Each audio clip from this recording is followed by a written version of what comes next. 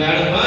ನೋಡು, ಯಾರಾದ್ರೂ ಮನೆಗೆ ಬಂದ್ರ, ಯಾರಾದ್ರೆ ಮನೆಗೆ ಹೋದ್ರ ಅವರು ಬಹಳ ಚಲೋ ಹರ ಅನ್ನೋದ್ರೊಳಗ ಹೋಗ್ಬೇಕಂತಲ್ಲಿ.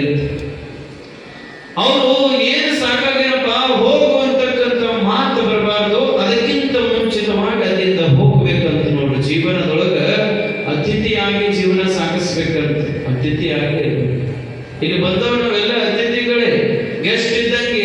ಯಾರೇ ಸಂಪೂರ್ಣವಾಗಿ ಇಲ್ಲಿ ಇರ್ತೀವಿ ಇರುವುದಿಲ್ಲ. ಹಂಗ ಮಹಾತ್ಮನಾಗಿರ್ತಕ್ಕಂಥ ನಾಗಲಿಂಗರ ಹೇಳಕತ್ತಾರ, ಕಾಳಪ್ಪ ನಾ ಈಗದಾಗ ಹೋಗ್ತೀನಪ್ಪ, ಹೇಳಿ ನಿನಗೆ ಒಳ್ಳೇದಾಗಲಿ ಅಂತ ತಿಳ್ಕೊಂಡು ಶುಭ ಹಾರೈಸ್ತಾರೆ. ಶುಭ ಹಾರೈಸುವಂತಹ ಸಮಯದೊಳಗೆ ಸಂಚಾರ